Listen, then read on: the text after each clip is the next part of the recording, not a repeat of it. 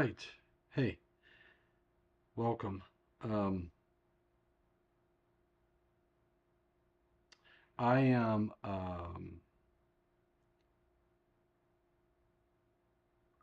boom. All right. So I'm working on public inputs and thought, well, why not just go live and maybe I can get some help. I don't expect anybody. I'm live on my three channels and working on some public inputs to clean up some things. I didn't tell anybody I was going to go live. I didn't schedule this, so hey, it is what it is. But this will be recorded for future consumption. All right, so let's do this. I'll show you what I'm working on. I'm not quite sure where to put this, but I'm in Terra. Previous. I am in Terra. Oh boy. I don't know what I'm doing. Close. Save changes. All right, was just having some issues. Camera A, monitor left. It's in one of these two. Nope. Camera A. Oh. Camera A, monitor right? No. Dadgummit. Gotta love this stuff.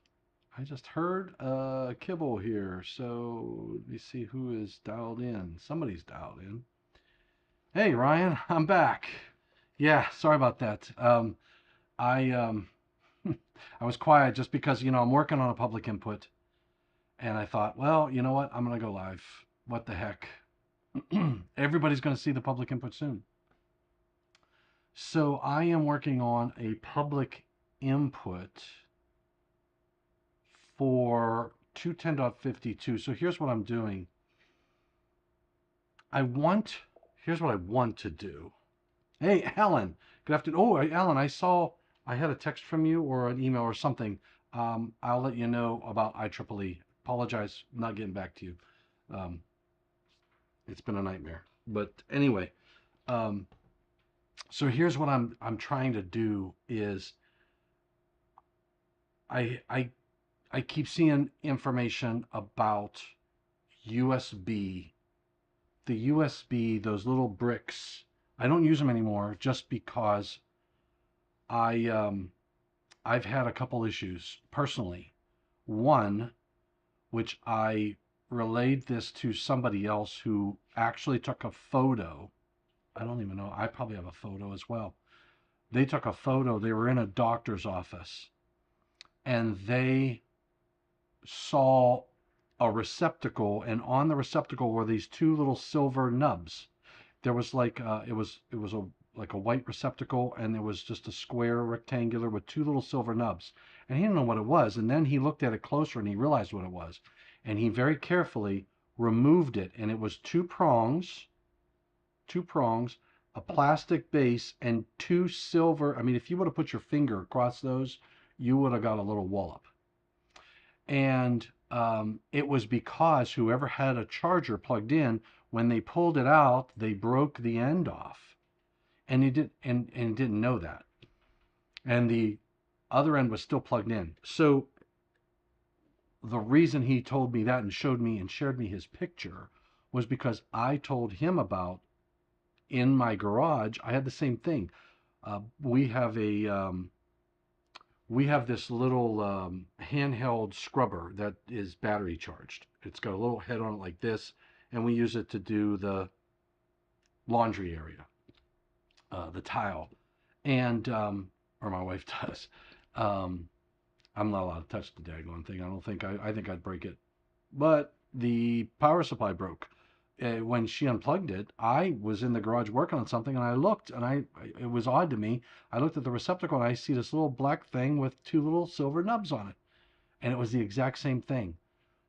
So that caused me to start looking at some data from the Consumer Product Safety Commission, and there's data out there related to fires and shock associated with these little bricks, these little things. They're not UL listed. They're not listed at all, and they're a hazard. So I want to do a public input, and here's what I want to do. I want to say that, like, I'll show you my language if I can find it. I had to close. There it is. All right. So I gotta fix this. Let me show you something.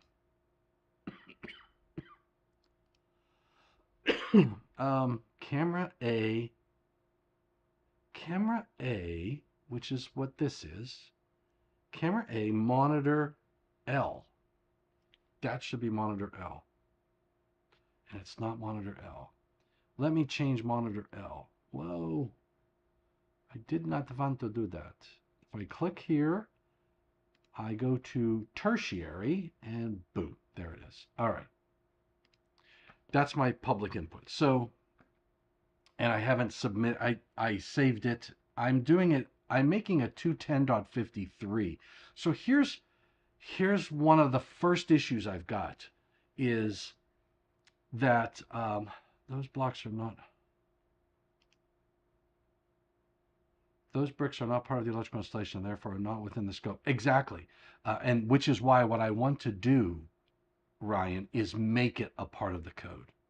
So my goal is to put a requirement in that in certain rooms, that's where I want to start, that the receptacle, so that USB is a power supply. It's not a receptacle.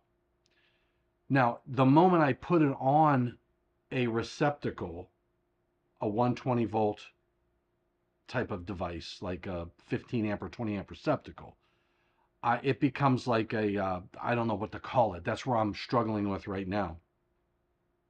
Is I want to mandate that there are some receptacle, like if you have in your living room, I want to say one of the receptacles in your living room, one has to have a USB on it. You pick where you want to freaking put it, but one of them in the kitchen, one in the bedroom, and maybe it becomes more than one just because of what people do. And hopefully they will pick one, the location. I'm not going to identify which one has to be. Let the contractor or the homeowner or whomever pick which receptacle is going to have that USB functionality to it. I can't put it in 210.52. Now, here's my reasoning. So forget about let's not talk about the language. Well, that's what I like to hear, Ryan. So here's what I'm thinking of is, if I say, if the process would be, if the USB is there in the receptacle, that would lessen the likelihood that you will use one of those bricks, because all you'll do is plug that in. It's a listed product, it's tested. I don't have the same issues that I have with these external devices that we can't control, that aren't a part of the code. So I'm looking at, could I get one? Now, so in certain locations, when I looked at 210.52, my first approach was to put it in 210.52, but the problem I have is 210.52 is titled Dwelling Unit Receptacle Outlets.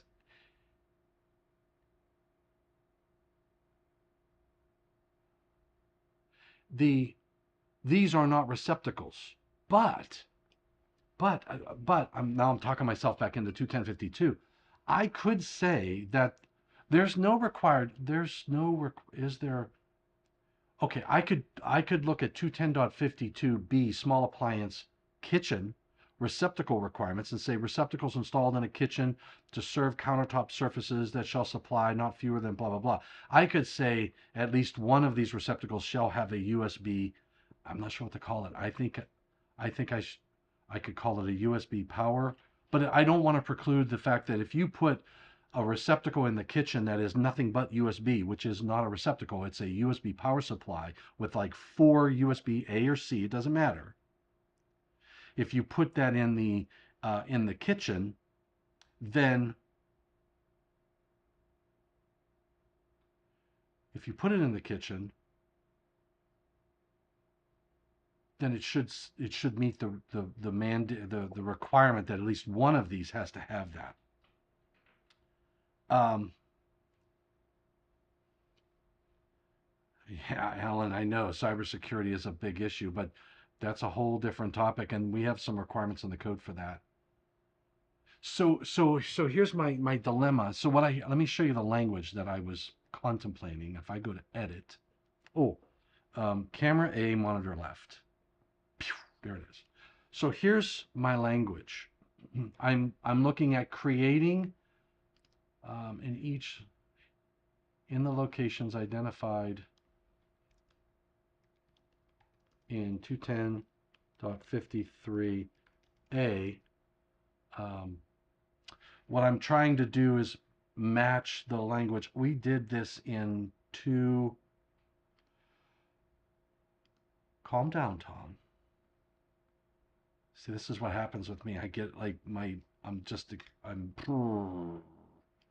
I want the words to flow, but they're not flowing.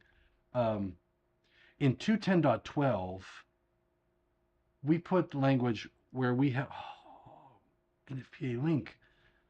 We said AFCI protection shall be installed in accordance with 210.12b through E by any of the means described in A. So I could say,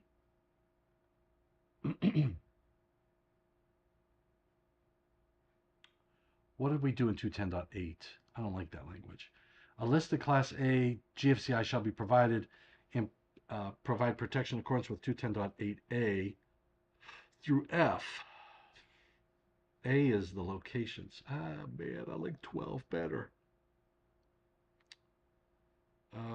What is he saying? What is my buddy saying? New 210.50 can't be in 210.52. Receptacle types, not less than one. Receptacles shall include a USB. Can't be into receptacle types, not less than one. Receptacle shall include a USB charger complying with 406.11e. Oh, what if we, okay, so, all right, let's think about that. Are you suggesting I keep 210.53 and say at least one USB, at least one USB shall be, at least one. Let's see, what I want to do though is I might have, so here's what I did. A was going to be locations. And this is where I would put the list of locations. And we could, this would be panel 2, could do whatever they want with limiting the locations. B would be USB power supply only, and C would be USB receptacle with USB charger, which is the language I believe you use in 406.11e, is a receptacle with USB charger. And what I want to say up here in the text is that at least one USB power supply shall be required in locations identified in 250 that in accordance with 210.53b or 210.53 Charlie. That way it can be a B or a C, and I have the locations. So I could say at least one USB power supply. Or is it USB charger? I was just researching the standard. The standard is, what is the standard? UL 1310? Is it UL 1310? UL 1310. If I go to UL Solutions, if I go to UL SCCL, SCCL stands for Standard Certification Customer Library, because I am a customer. I'm not only a member, I'm also a customer. What was the number? Oh, squirrel! I had a squirrel moment there. Man, I'm getting old. 1310. 1310. So if I go to 1310, oh, let's do this. Camera A, monitor right. There we go. So if I type in 1310 and I search for 1310 class 2 power units. So it's a class 2 power supply. So I could say, let me download the PDF. Let me show you something. All right, so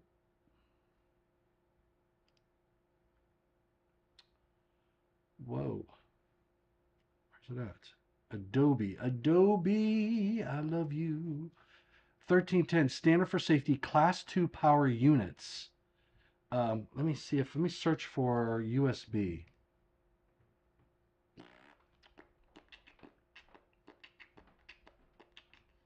There's only two, only two. Ah, look at this, look at this, look at this, look at this, look at this, look at this. Insert into the class 2 output power low voltage connector, i.e. USB slot.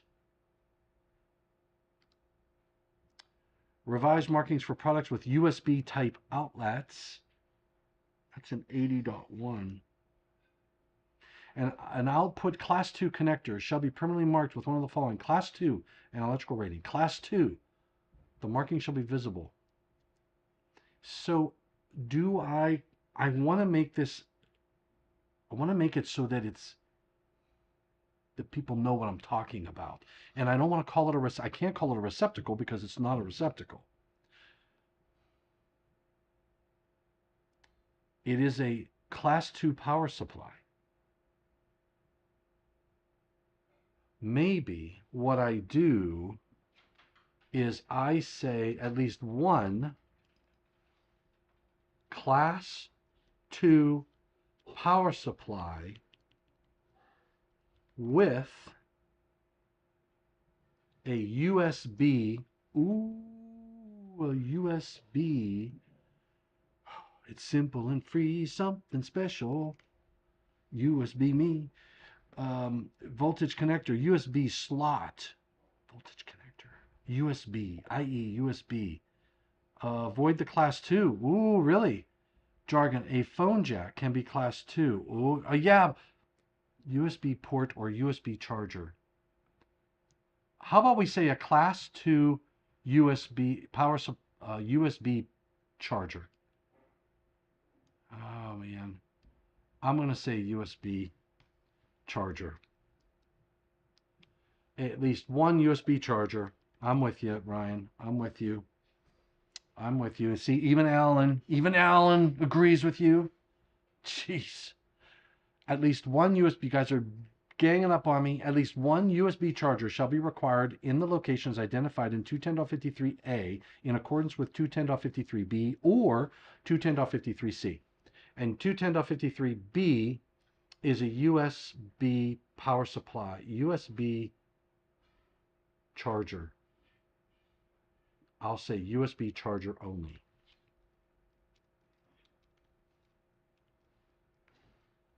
Okay, now I need language for this. I've identified the 3 rooms. I just picked 3 rooms. I figure you definitely want to charge your phone at night. You definitely, in the kitchen, I mean, I know I have I'm not going to tell you what I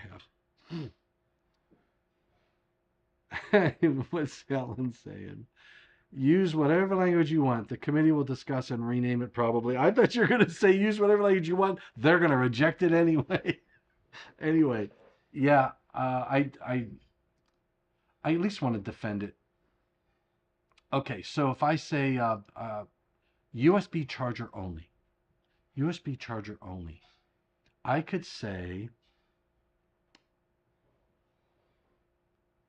a listed. Ooh, a listed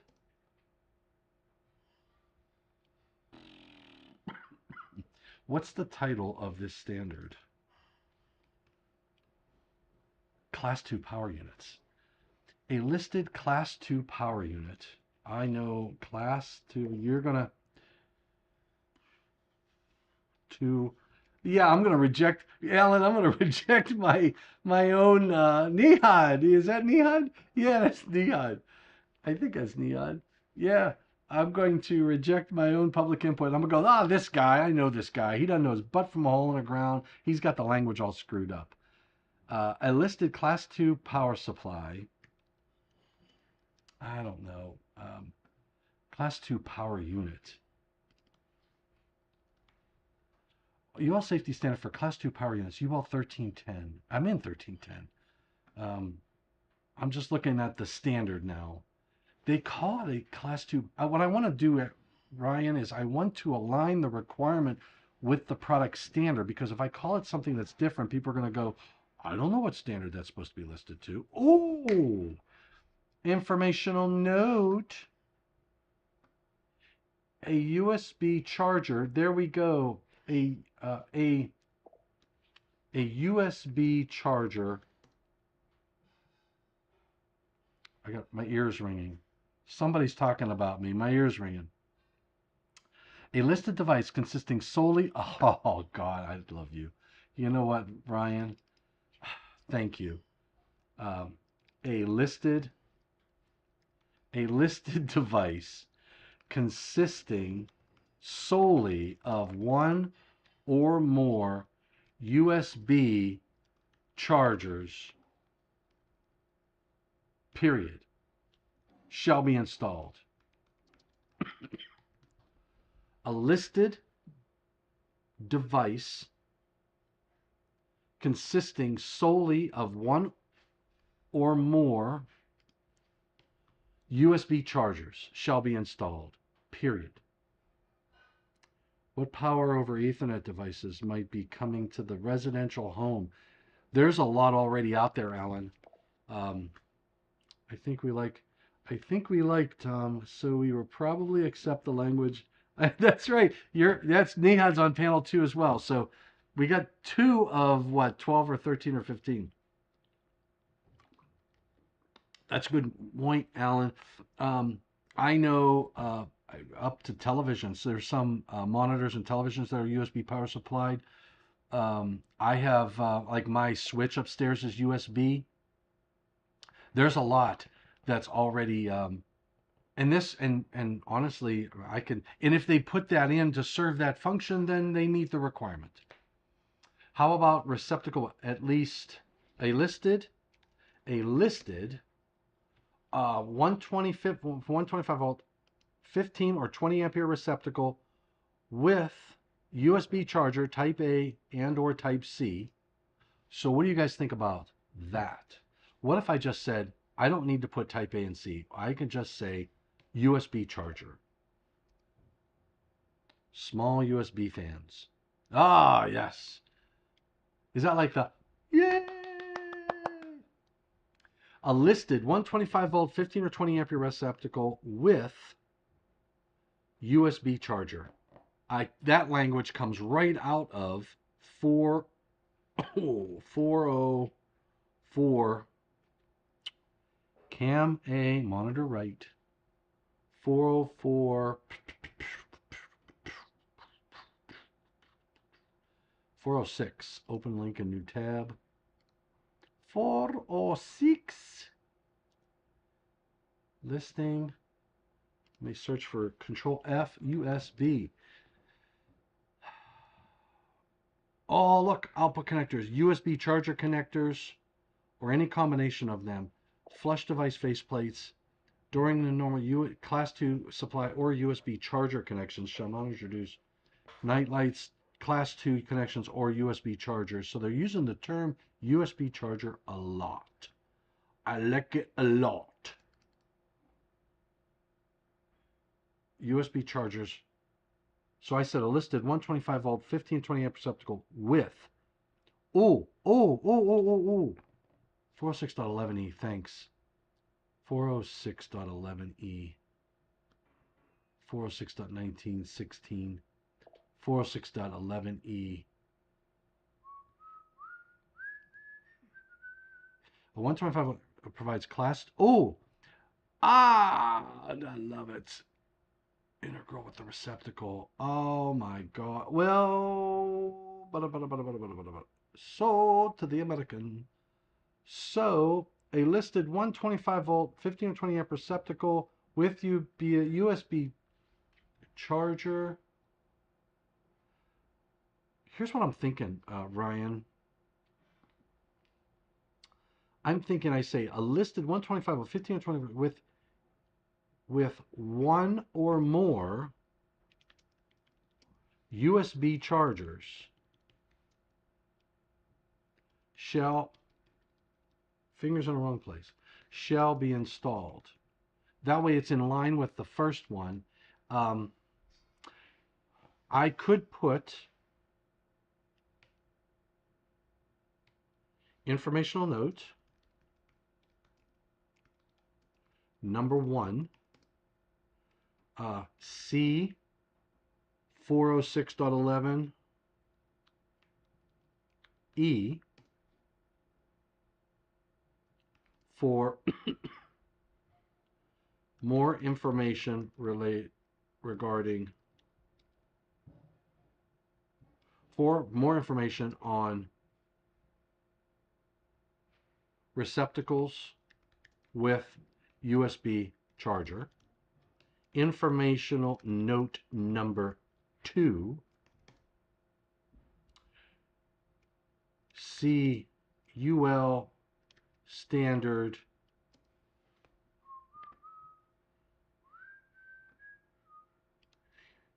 standard, oh wait, gotta go to the PU 1310 1310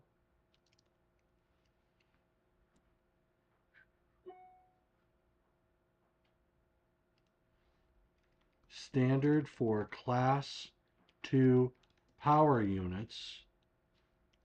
For more information on the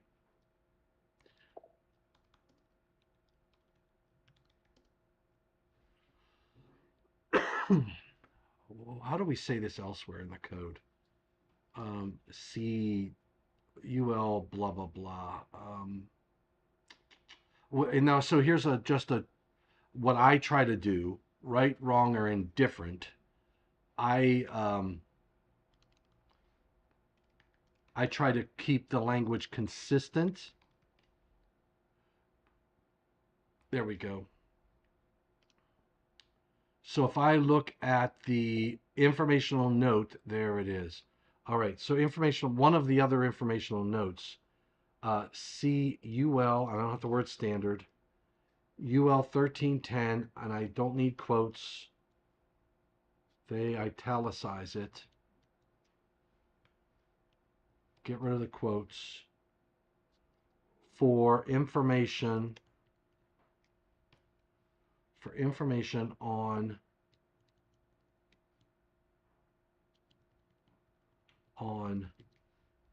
USB charger devices, period. The period. That's very similar to what they do somewhere else. Oh boy, hold on. Put the note in Annex A where the style manual tells us it should go. Yes, wait, put the note in Annex A. You know what? They don't do Control F, Annex A. They don't have references in the thing. So I should go to Annex A, reference publications, and look at the Article 210. What's 1310? So I will also go to Annex A, A.1, and add 1310 to Article 210. And they even have the additions in there. All right, so I can take these out, right? All right. All right, a listed. So what do we got? We have at least one USB charger shall be required in the locations identified in 210.53a in accordance with 210.53b or c. A is the locations.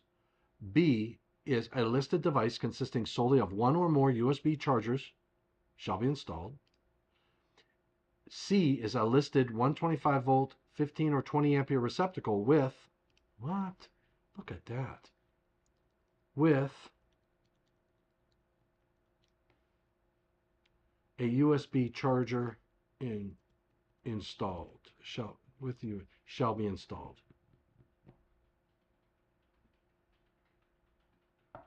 So that would be one device in each of these rooms. I've got two informational notes, one referencing 406.11e and the other referencing UL standard 1310. All right. I got to look at, I've got, oh man, there's the 406.11e. Tom, I heard that this cycle CMP2 will have a bunch of new members. Really? 30 plus. Holy bejeevers, Beeve. Everybody wants to play in that sandbox. God bless them. We need love. We need help.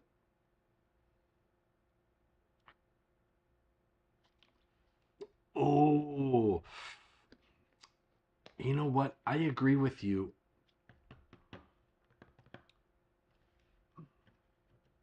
You know what, Alan? If I'm successful in the first draft, I can make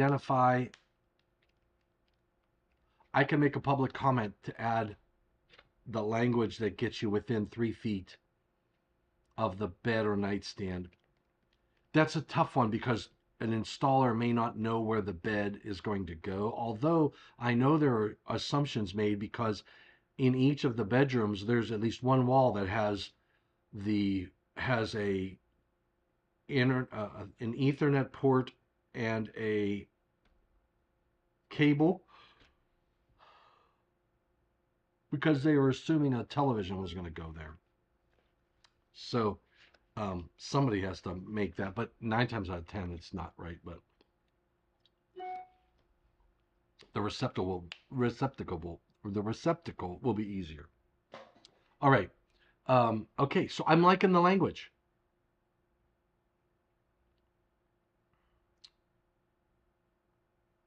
Okay, let me go down. Where would the bed go? I prefer medium voltage equipment. It's so freaking true. I love it. All right, so I gotta go to Annex A. Okay, so the next step of this lovely, lovely rendition of, how come I can't? I'm zoomed in. There it is. Next. Whenever you hit next, oh man.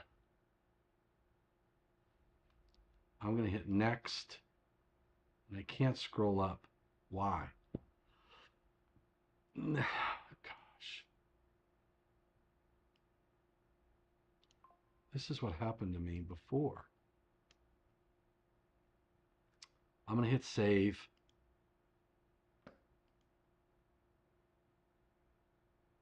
Hold on.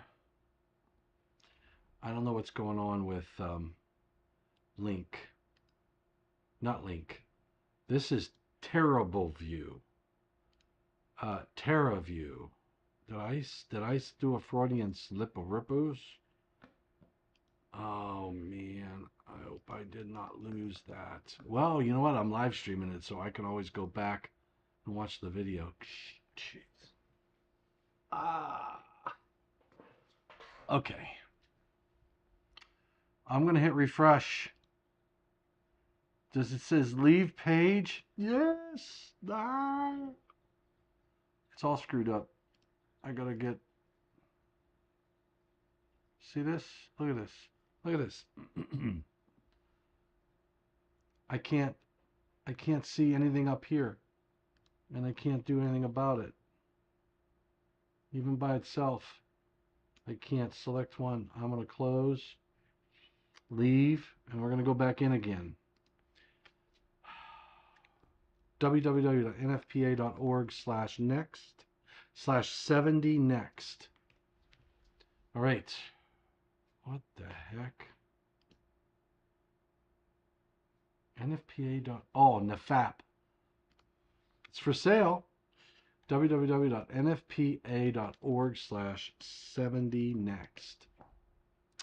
There we go. I come down to public input, submit, and I go to 2, 10, 52. I'm going to go to the parent 210 because I'm not sure where it's at. And I'm going to scroll down until I see the pink one.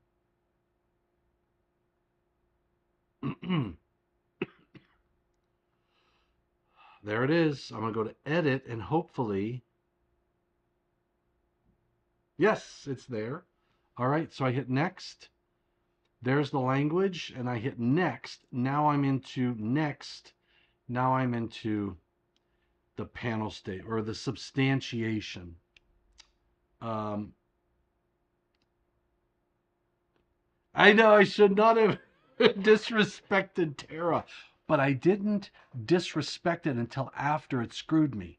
So there. All right, so now here is what I do.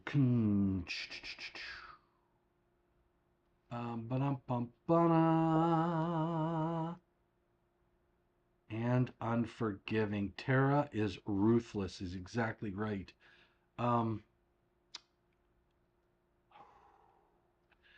Substantiation. So, is there... So, here's what I'm going to do. I'm going to go to, might as well do this together. Camera A, right. Bam! Bam! All right, so I'm going to go to cpsc.gov. Ooh, look at that. Never miss a recall. You could subscribe. You know what? I'm not sure if I'm subscribed. I'm going to do that. You're about to leave. No, I don't want to leave. All right, so I'm going to come here to research and reports, NEISS injury statistics, NEIS frequently asked questions. I don't care about that. Oh, access, NEISS.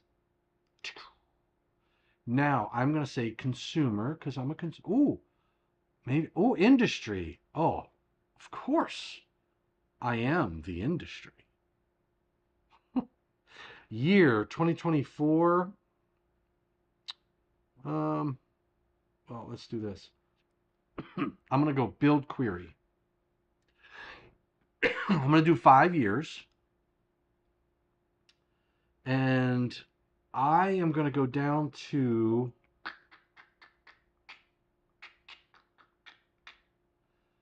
I'm going to come down further. Eyeball? No, I don't care about eyeballs. Let's keep going down. Available codes. Here we go. Burns Electric. I don't want crushing. I don't want dental. I don't want just electric shock. Electric shock. I don't want dislocation. Foreign body. I don't even want to know about that. Hemorrhage. Nah. Interorgan laceration. Nerve damage. Poisoning. Puncture. Strain. All right. I think I'm good with burns, electrical, and shock.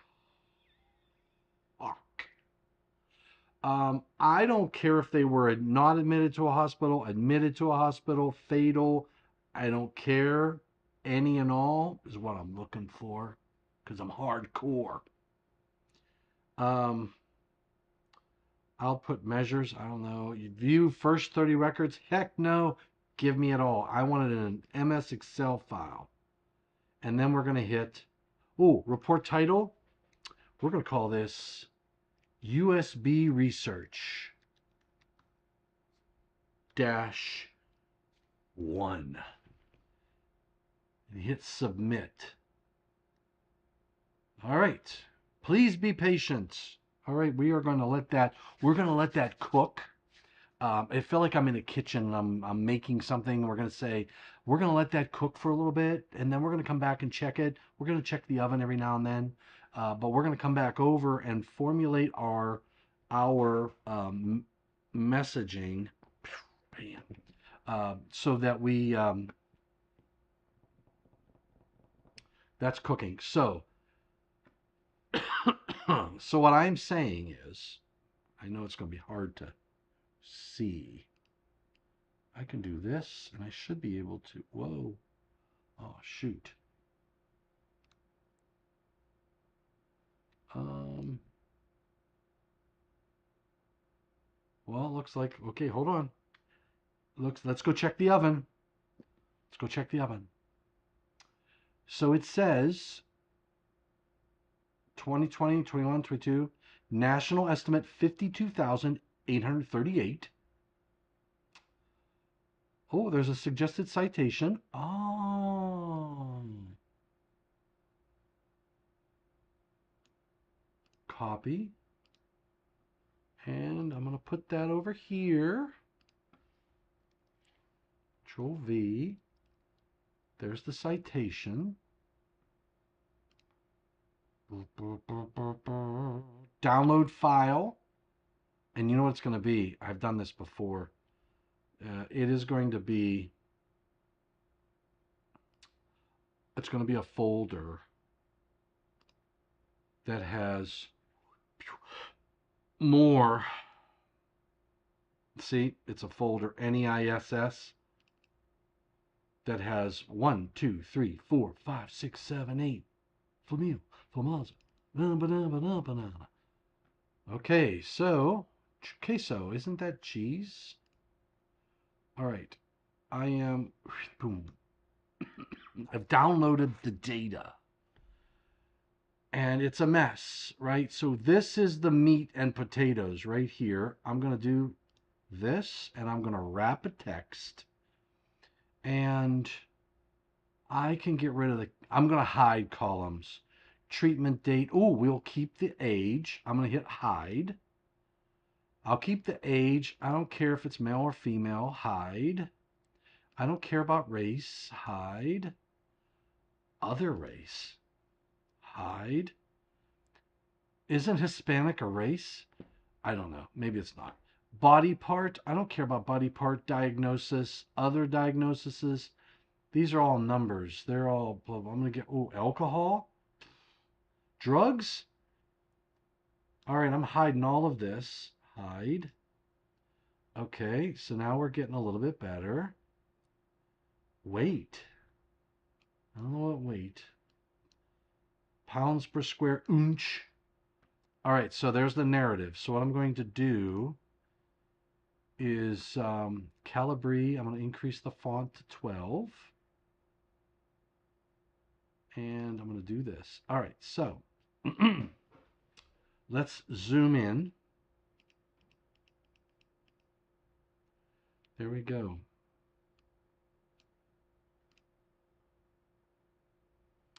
Let's do a Control F USB. 33-year-old female. She reports that she was shocked by her floorboard heater. She reportedly passed out, according to her husband. She just wouldn't eat the mushrooms. Oh my goodness. Well, there was only one. That doesn't make sense. Yeah, USB. What else would it be? I don't see anything in here. All right, whoop. After placing necklace piece into household outlet, why would you do that? All right, let's try 2021. I don't know if I'm searching wrong. Ah.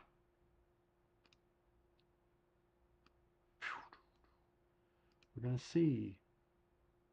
I'm going to just do this first. I'm going to do that. I'm going to wrap, and I'm going to do a Control F USB. Nothing. Can't find USB. What else would they say? Charger? Uh-oh. Charger. Okay. They don't call it USB. 9-year-old female was plugging in the charger for an into the wall outlet and felt a shock in hand. Now arm and hands hurt. Electric shock injury. So they use the word charger. Put the end of a phone charger into his. Oh, why would you do that? Why would you put the end of a phone charger into your mouth? 3-year-old male. Well, I don't know. See how old it was. Metal end of a phone charger into the extension cord. Electric shock in the hand. Stuck a metal end of a phone charger. 21-year-old female shocked by computer charger. Electric shock of hand. 6-year-old female patient was at day camp just prior to arrival, plugging in a computer charger in a wallet when the charger popped, burning his fingers. Ooh. 41-year-old male presents with palpitations after getting shocked from pulling his cell phone charger. Patient left without being seen. He's like, get me out of here. He's probably forced to go by somebody. 17-year-old female was plugging in her cell phone charger in a 120-volt wall outlet and felt a shock all over her body. Numb and tingling headache. Electric shock injury. 9-year-old female patient touched a prong of a charger she was plugging in. Has tingling sensation. 12-year-old male comes to the ED, emergency doctor, for ingestion of a broken piece of a charger. Ouch. 6-year-old male was plugging in his phone charger and there was a spark, and now his right thumb and index finger are black. Electrical burns to fingers. Charging her cell phone in electric outlet when casing and on charger broke, she touched it. Okay, so here's what I'm going to do. I obviously was searching wrong, so let's go back to the other. Let's search for charger on the 2020 data. Control F, charger. Okay, so video game controller, charger. All right, bedroom. I may have grabbed the phone charger from an outlet. Pulling computer charger out of the wall outlet and felt a shock. All right, so unplugged broken cell phone from a wall charger yesterday and was shocked. Felt dizzy and weird. Hey, it's better than drugs. Okay, so here's what I'm going to do. Here's what I'm going to do. Insert. I am going to.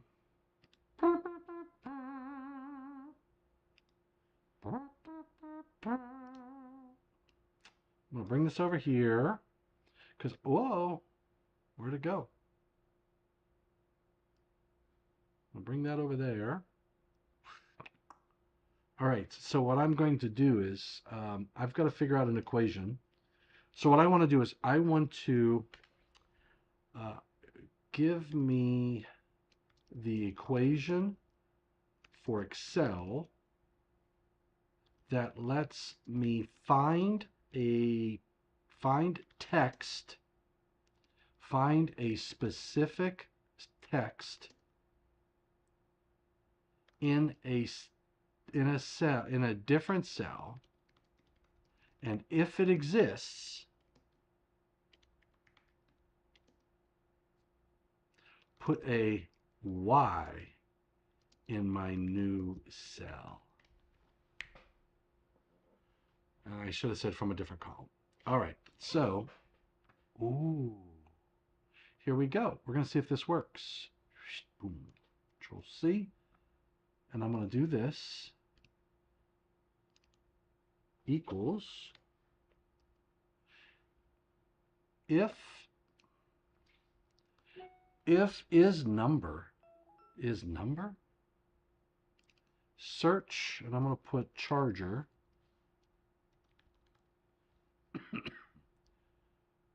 UV, and it's V2, column V2, put a yes. All right, so I'm going to do this, make this smaller. And I'm going to do a Control C, come all the way down to the bottom.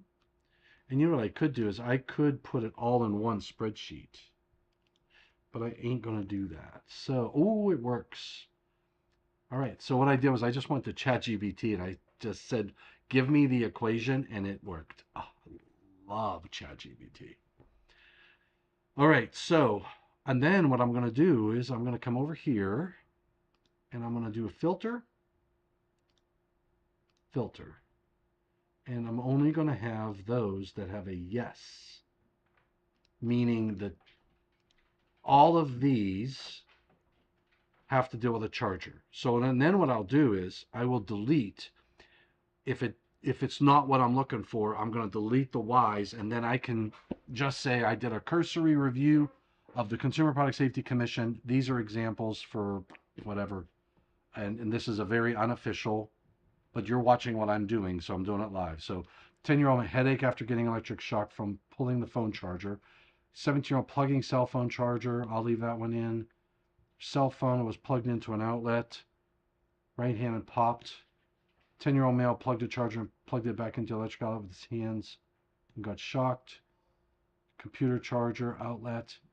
Shocked. Charging a phone at home when his charger sparked. Electric shock patient was removing laptop charger. I'm going to take this one out. When I think of a laptop charger, I think something bigger than what plugging cell phone into a wall, cell phone in the mouth. Put patient, 16-month-old male.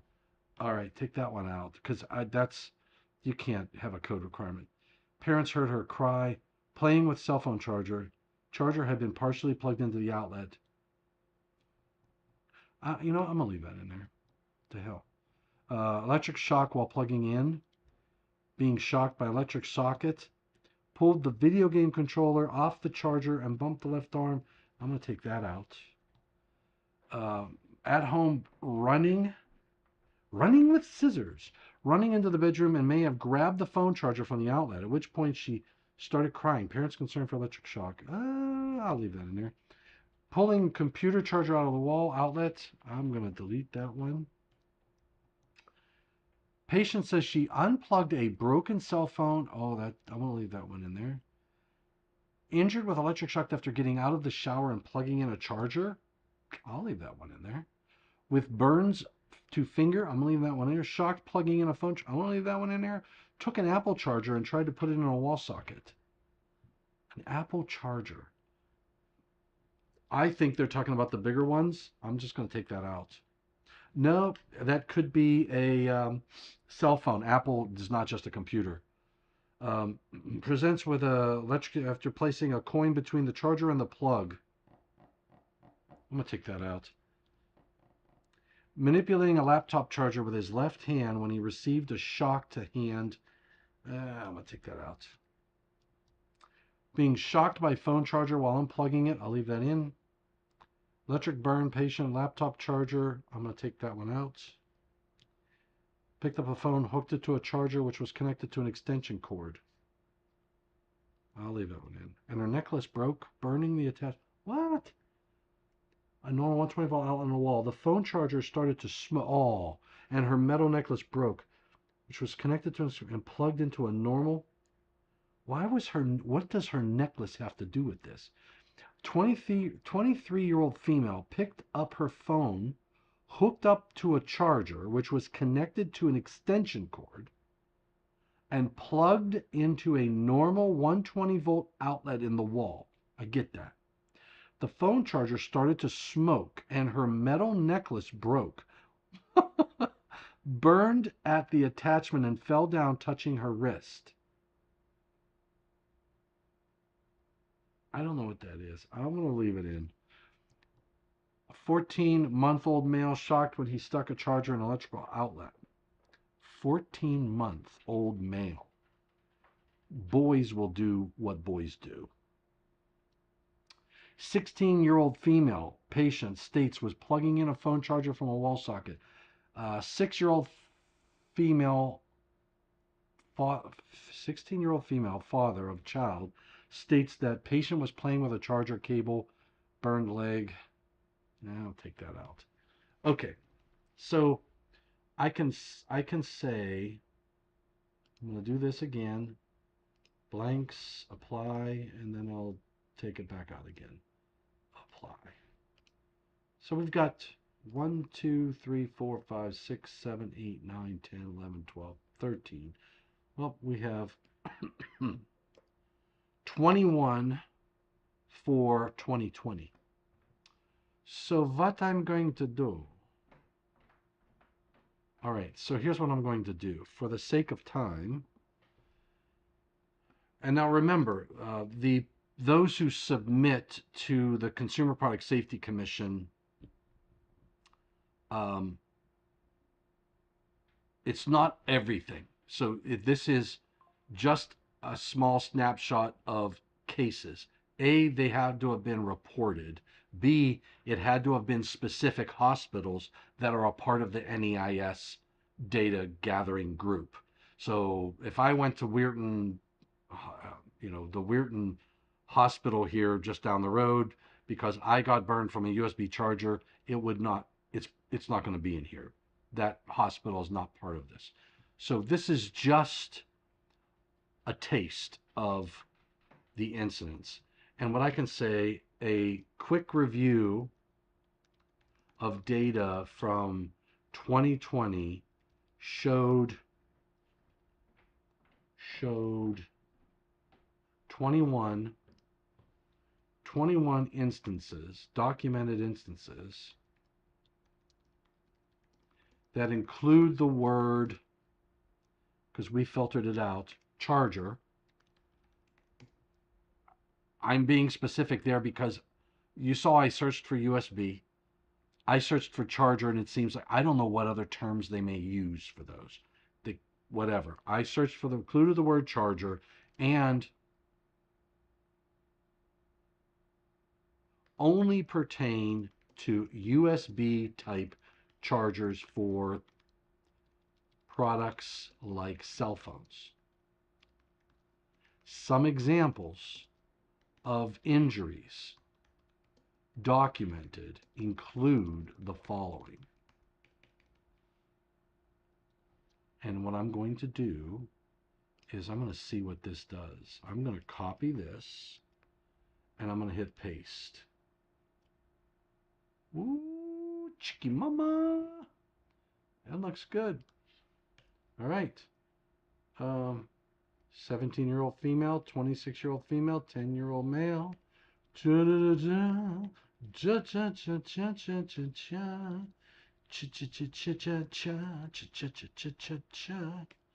All right, I am documenting. I'm just providing a taste, a flavor of all of the of just the instances I was able to find, just as we make sure you include property damage as well. That one lady broke her necklace. She did. Um, some examples of injuries documented include the following. Please note the damage to the necklace as evidence of property damage. We don't know if that was solid gold or how thick it was. I ain't gonna do that. All right, so I have just those examples. Citation. Citation for the following data. Consumer Product Safety Commission, National Electrical Injury Surveillance System 2005 on NICE online database, released April 2025, generated at blah, blah, blah, blah, blah on April, boom. Yep. And I'll do this. A quick review of data from 2020 only showed 21 documented instances that include the word charger and only pertain to USB type chargers for products like cell phones. Some examples of injuries documented include the following. Boom. All right. What is that? Yeah, yeah. You don't know if it was solid gold. I mean, it could have had diamonds in it, Ryan, and she had to throw it away. And those diamonds could have been worth $3, $4, $5. All right, so the proposal is intended to reduce residential charging hazards by requiring at least one listed USB receptacle in the identified rooms. I'm not going to do. I had kitchens in there too. I'm just going to say the identified rooms. NFPA fire data. Oh, fire. NFPA. What about NFPA? Are there NFPA? Is there? Could there? Would there be fire data? NFPA fire data related to USB receptacles. I'm just doing a quick search of the interweb because I don't know if I agree with this. I put this in. I'm not sure I agree with that. I'm just putting out this stuff to say what you want. What I like to do is make sure that I at least have credible data. And if it doesn't pass the smell test, like NFPA fire data showed that 16% of home fires involve electrical distribution or lighting equipment originating in a bedroom. I don't think that has anything to do with this, so I'm getting rid of it. NFPA's lithium-ion battery safety guidance also warns consumers not to charge devices under a pillow. That doesn't have anything to do with this. I'm getting rid of that. These data and safety messages identify rooms. I'm getting rid of that. So far, I'm looking for NFPA data, and I don't think NFPA is going to give us anything.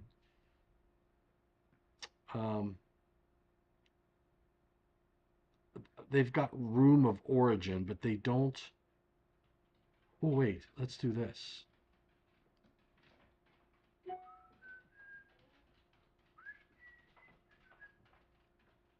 Where's my downloads? There we go.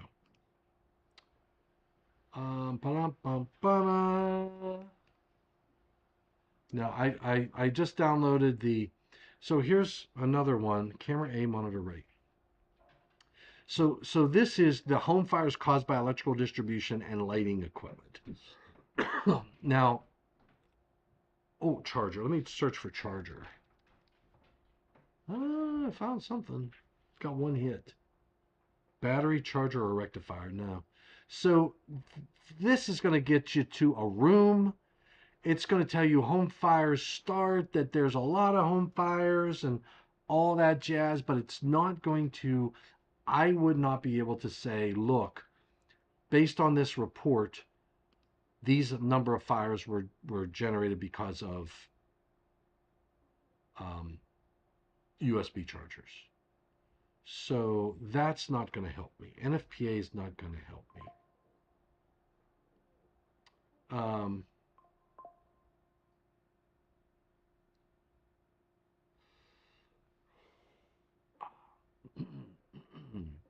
CPSC data, I think, is going to be my best bet. Ooh, look at this. Oh.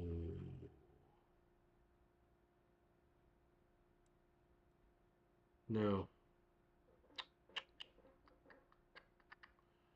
This is not what I'm looking for. I'll show you what I was looking at. Cam A, monitor right. So this says CPSC urges consumers to not buy or use universal chargers with products due to blah, blah, blah. And what they're talking about here are e-bikes, e-scooters, self-balancing scooters, hoverboards, e-unicycles, not to use chargers that are marked as universal or suitable because, and now that's not a USB charger. So I can't use that in my substantiation.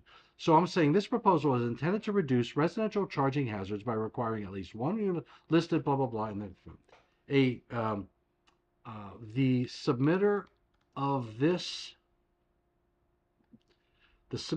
public input did a relatively, I would say relatively, what re, I don't know, a relatively quick search of NEIS data and found reported hazards, reported injuries due to due to USB chargers and related charging equipment.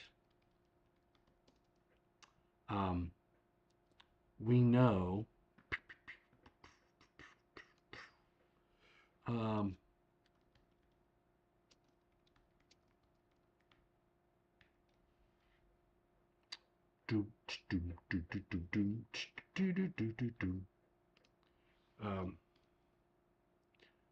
we said that the National Electrical Code, the National Electrical Code, cannot govern the usage of these externally plugged in devices. This public input seeks to require a USB charger to be located in the specified rooms to provide a built-in alternative to the externally plugged in power supplies that are typically not listed and per NEIS data have caused injuries.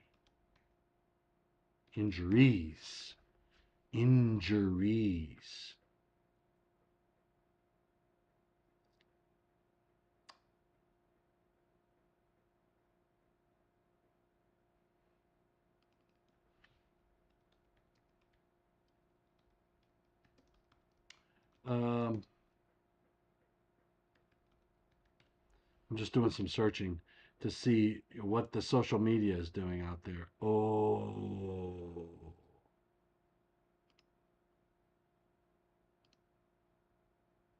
Oh. Let me look at this one. I had to turn the sound off.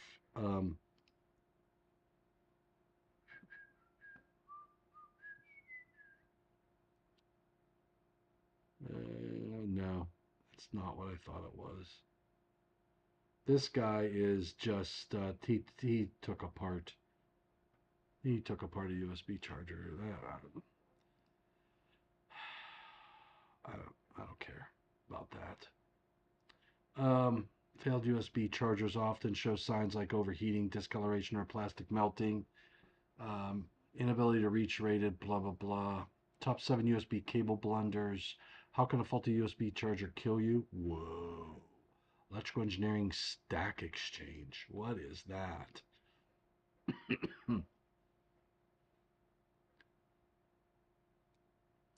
Let's go back to this. I have a citation.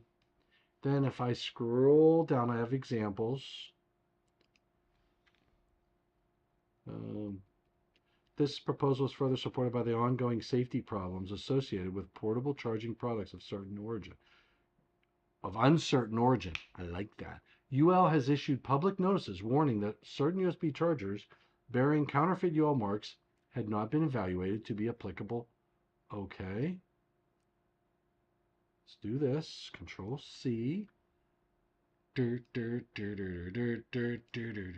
see if I can go to ChatGPT Can you give me the UL reference links for the following statement?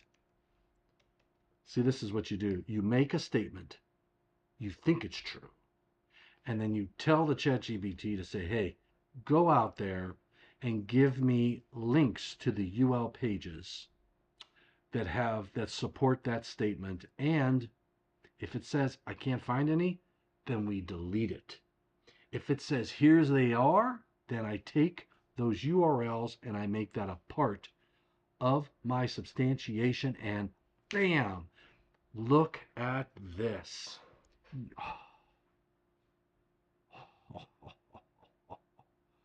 Oh, OMG. It's simple and free. I'm going like this, and I'm going to do this. UL warrants of counterfeit, and I will put, these are just the quotes for the titles, and I am going to, you know what I'm going to do. I'm going to copy the URL. There it is, Control C.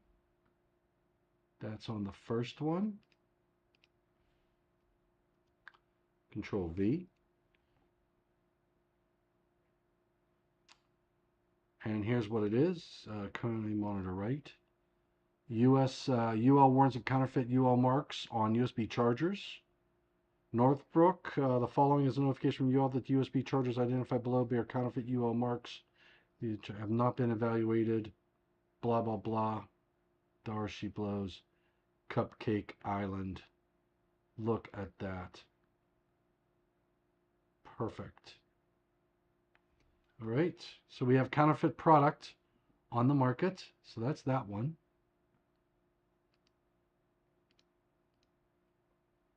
I've got another one.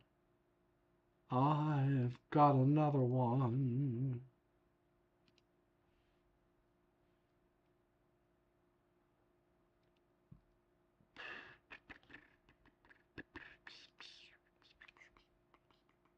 Control C. This is the second one. Control V. Look at this one. Cam A, monitor right. UL warns of counterfeit UL marks on USB chargers. Release blah, blah, blah.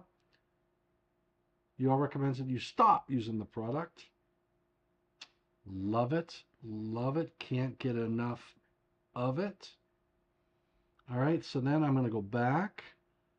That's the second example. This is the third example. I got to make sure these are different too. Oh, this is different.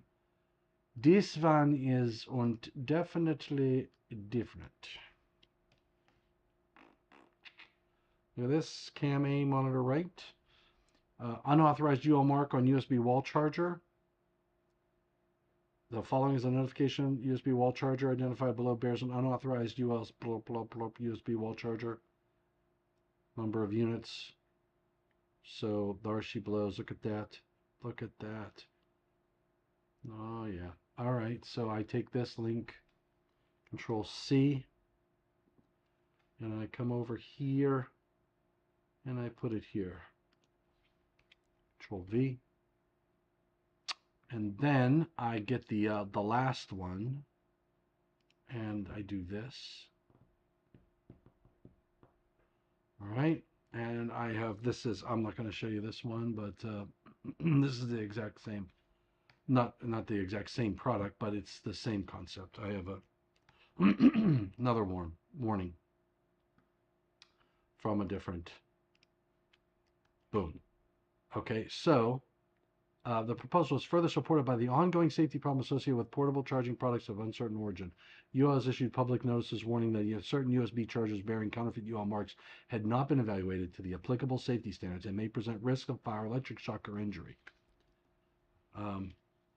The above NEIS sample data supports the claims of possible injuries. Which I mean, hey, it's my opinion.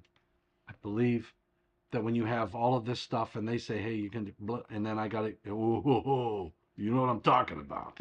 All right. All right, so that's the examples. You guys also described technical navigation problems for iPhone adapters on. Oh, you guys also described a technical investigation.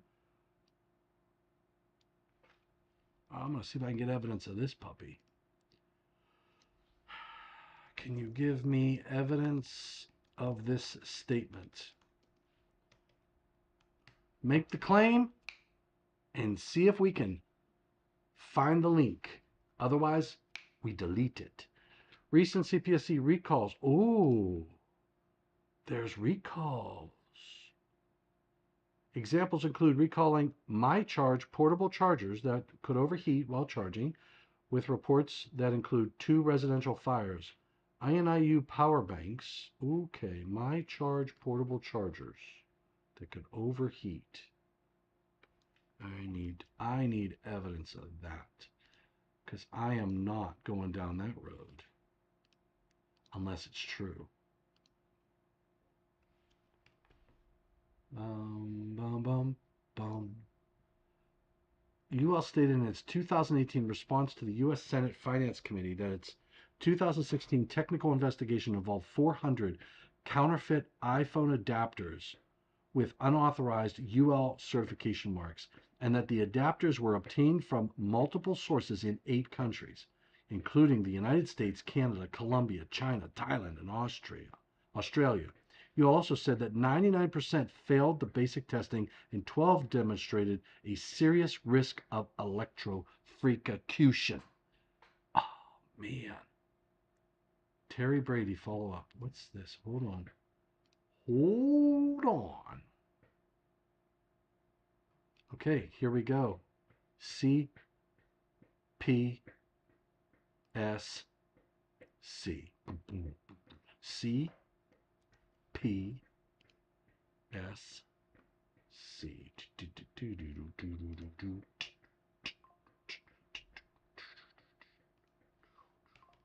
Okay, I'm going to put the link here. Boom. There's the recall.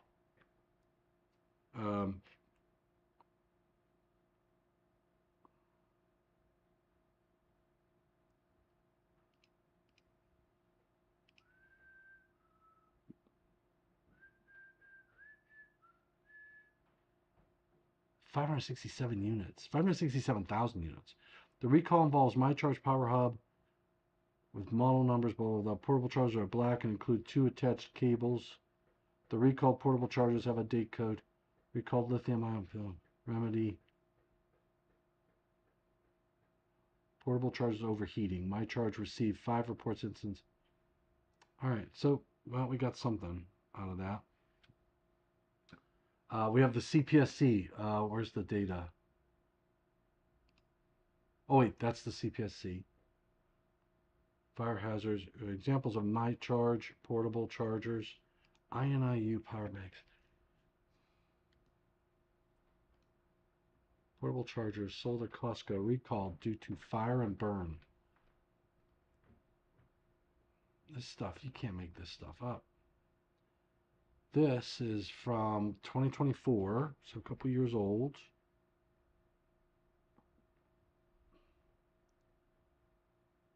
Harrisburg, MyCharge, Power Hub. So that's the same stuff. That's the same stuff. All right. All right, so let's do this. Let's close that out.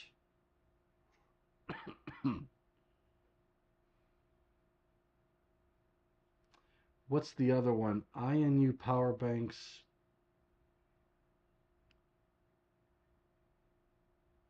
We'll do a search on that one.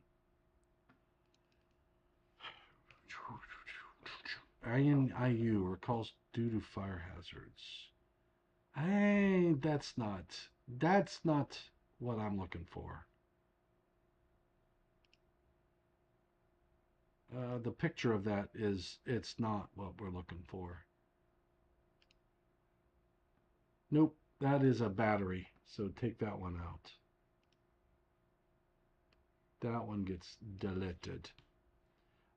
Wireless chargers. A wireless charger. What the heck? Why would I do that one? Belkin power banks. I'm going to delete both of those. I think that's the only one. Listed USB receptacle does not eliminate all battery-related hazards. Yeah, we know that. But it does provide a permanent inspection. Blah, blah, blah. Listed USB receptacle products are already commercially available. Oh, yeah, that's good. Chicky, chicky, chicky, chicky, boom, chicky, boom, chicky, boom. So the products are available. The application requirements include separation between branch circuit wiring and class 2 outputs. Flammability requirements for polymetric and construction features require such a device in bedrooms and requiring such a device in bedrooms and in the locations identified. In the locations identified is a practical and enforceable way to reduce reliance on loose plug-in charging cubes, unverified aftermarket adapters, and counterfeit products. I love it. It's good stuff. All right. So, okay. So we have the intended risk.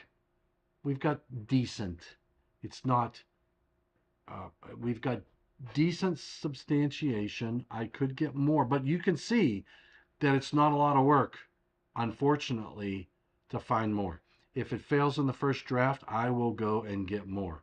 I think I could probably pay somebody to do some third-party research, because you're in a target-rich environment apparently with regard to these charge. Oh, and I have examples. I've got some videos.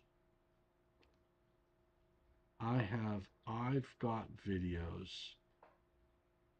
The following show that overheating. I like this. Control C. And I'm going to do this. The following news articles and videos show the overheating and catching fire of these charger modules, as well as penny challenge that circulates through social media. I had this up, and you probably saw this. Oh boy! Because when you got music playing in the background, YouTube will give you a headache. All right, I'm gonna skip. All right. Charger. Well, if the charger is a counterfeit, it could also be a fire hazard. My alarm was going off Saturday morning. A normal start to Katie Skirchak's weekend. And like clockwork, I pulled the charger from my phone. Until this happened. I just heard an explosion. I stopped a second, like, what was that? She says this metallic covering shorted. And then I look down and I see the sparks. In a recent lawsuit, Apple claims it had purchased and tested more than 100 iPhone devices, Apple Power products, and Lightning cables sold as genuine by sellers on Amazon.com.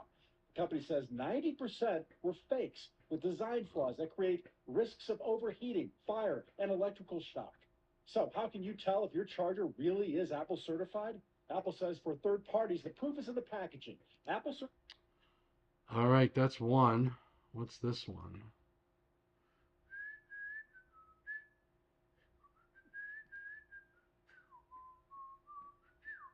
Tonight, an iPhone charger starts flickering and sparking, waking up a sleeping woman and her young granddaughter.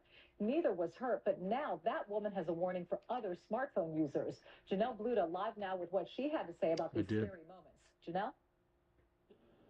Well, Dominique, Rebecca Foley says she had her iPhone charger just like this one, sitting on her pillow right above her head. She had her 2-year-old granddaughter sleeping right next to her when that charger exploded. Now she says she'll never sleep that close to it again. I was laying here in this area, and the grandbaby was laying right next to me in this area. It was a nightmare that woke her up, only this time it was real. Rebecca Foley says she went to sleep Sunday night with her granddaughter right beside her. She put her iPhone on its charger on top of her pillow like she does every night to serve as her alarm. And she says that night she woke up only a few hours later to what seemed like fireworks. I kind of think, why is there fireworks in my bedroom? Because I woke up in the middle of a deep sleep. So I didn't know what to think. That charger exploding in the middle of the night just inches away from her head, sending sparks across the bed. Foley says it only lasted a few seconds, but it was terrifying. It could have took my life and her life. It could burn down this whole apartment complex, this building. Just really scary. Well, Foley says she plans to bring the issue up with Apple, maybe get a new charger. The only thing she's... All right. Well, I've got 1, 2, 3, 4 videos. So I'm going to include those in the substantiation. Cam A, monitor left. All right. So I am going to zoom out. Zoomy, zoomy, zoom, zoom, zoom. I'm going to hit next. And I'm going to hit next. Check that and submit. Boom. And we got a public input. And we are public input number 2,995. $29.95. I'll paint any car. All right, so we hit view. And we hit download. Save as Word. You know the drill. If you've watched my program before, this is what I do. This is the voodoo that I do so well. All right, I'm downloading that, and I am putting in 210.53, 210.53 PI 29.95 Earl Shive. All right, so then I'm going to take that. I'm going to do a Control C, and I'm going to come over to Documents. Eaton 2026 Eaton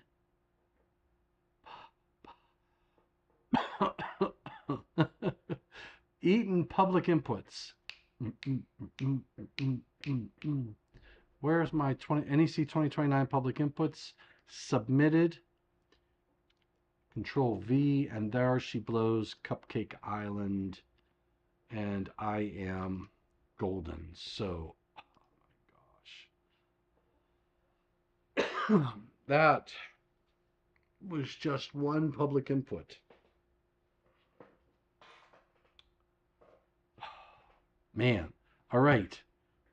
Ryan Jackson. Okay, so queso. That's cheese. It is what time? It's 5:41. All right. My other public inputs. I've been working on. What was funny about that one? I had language and it was all wrong because I had put it in 210.52. And it wasn't until this morning that I realized that is the wrong section. And what we just saw in crafting that language with the help of Mr. Ryan Jackson is that we fixed our problemski.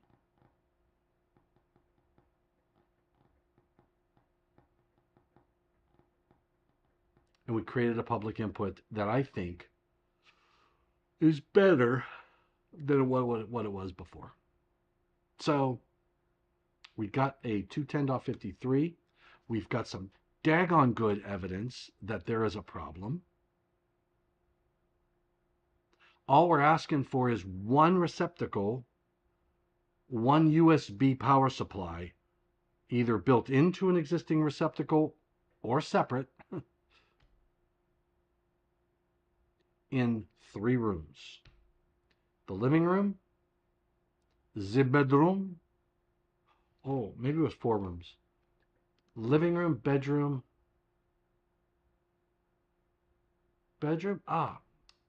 edit. Man, Cam A, monitor left. I'm going back in. Suiting up. Bedrooms, kitchens, family rooms, and living rooms.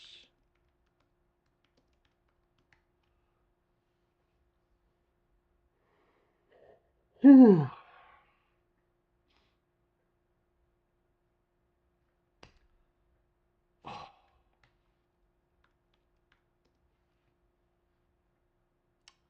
This is how crazy we get. What do you think I'm going to put in here, Ryan, if you're still out there?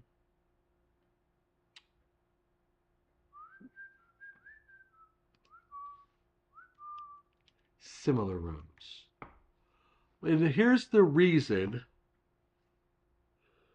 Here's the reason why we put similar rooms in there. Let me just do this. I'm hitting next. Okay. Next, next, next. Next, next. I just got to submit this because otherwise, boom. And I'm just going to download this. And I'll explain to you why the similar rooms is necessary. Give me unos momentos, senor. Downloads, open a new tab.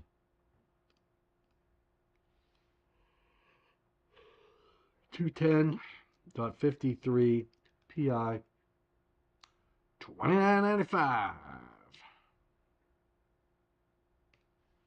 Control C.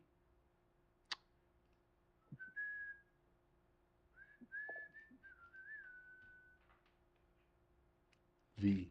Replace. All right, so Ryan Jackson says something. Perhaps habitable space that is defined. Also, this was only for dwelling units. Yeah.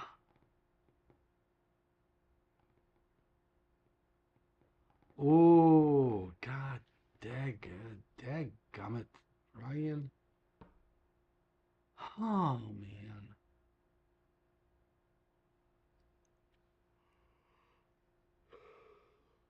I'm in part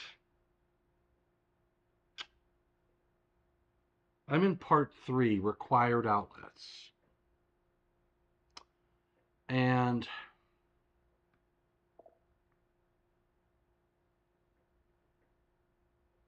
Steve, welcome, buddy. We just submitted a public input together, and Ryan, in his infinite wisdom, just decided to bring up an issue.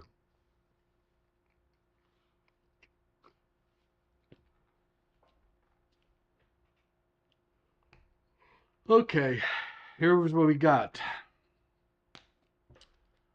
I'm only watching, but the yawns are contagious.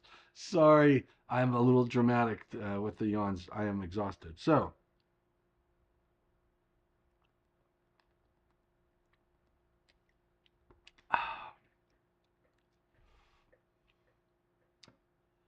So what Ryan just brought up are these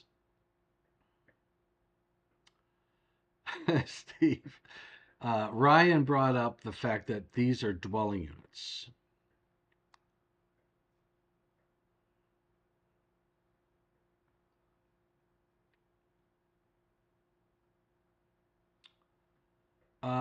We got to throw in dwelling units. Where do we do that?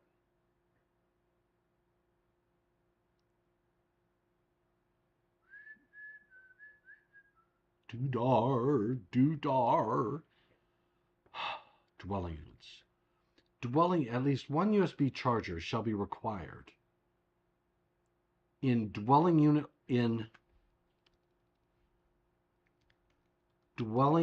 locations identified in two. What about that? The dwelling unit is a defined term.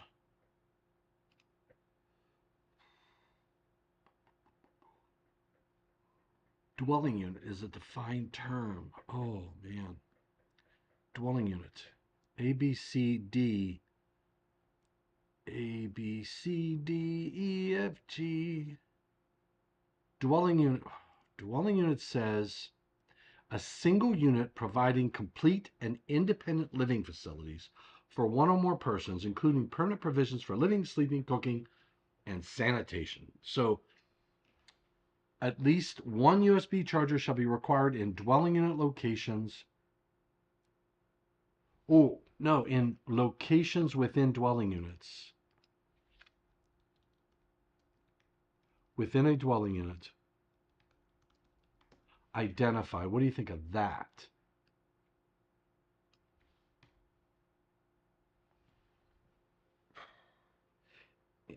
Required in locations within a dwelling unit identified in 210.53A in accordance with 210.53B or C. A is locations, bedrooms, kitchens, family rooms, living rooms, or similar. USB charger only. A listed device consisting solely of one or more USB chargers shall be installed. C. Receptacle with USB charger. A listed 125 volt, 15 or 20 ampere receptacle with a USB charger shall be installed. And 2 informational notes. Oh boy, identified. Don't say identified. That is a defined term and you're using it incorrectly. Ooh, identify. Where am I using?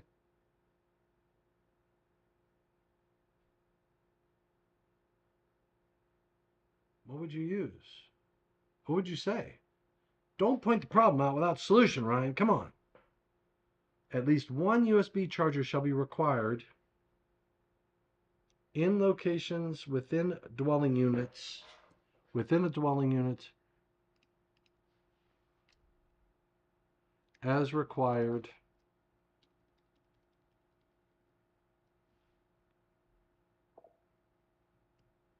indicated? Hold on. Hold on to your pantyhose. Identified.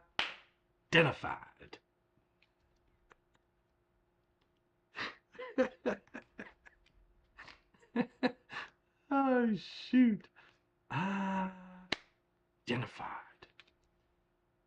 Yes, look, I can use it that way. I'm doing it. Identified. And the reason I say that is the defined term is specifically says in relationship to equipment. This is a location in a room. So, and identified. I'm getting punchy. Look at this. Look at this. Look at this. Look at this. Look at this. Come here. Come here. Come here. Come here. Come here. Come here. Let me show you something. Identified. Conductors that are part of a cable assembly that have the insulation permanently re-identified. If identification in circles, identified by a white or gray outer finish, a means of identification of terminals. So, okay, all right. I got it, you're right. Holy cow. And you know what, Ryan? It's in freaking chat written. You can't unsay it. You can't unsay it. Oh boy. Wow. Okay, Cam monitor left. I'm all nervous now. All right, so identified in dwelling unit. I don't know if I like the language, but at least one USB charger shall be required in locations within a dwelling unit. I don't like this language. I don't like the language, Ryan, and I think that's probably what your issue was too. Dwelling unit. Does that mean you couldn't use the term as listed? Oh shit, where's as listed?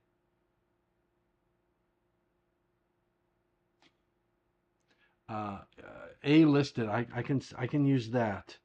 I can use that. So I don't like this. 4 dwelling units, not 4 dwelling units. Let me search in 210.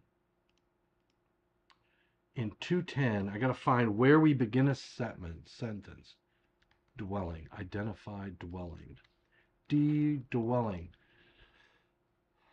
Dwelling units. In dwelling units. Oh, in dwelling units. In dwelling units, comma, at least one USB charger shall be required in locations identified in 210.53A. Start the sentence with in. Yeah, there you go. In dwelling units. Perfect. And you know where I got that?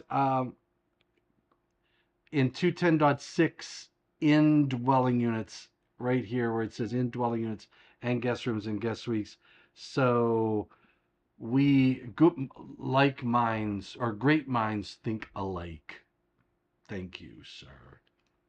Instead of identified, Steve Spiker. Oh, as listed. Yeah, no, I can't use as listed either. Nope.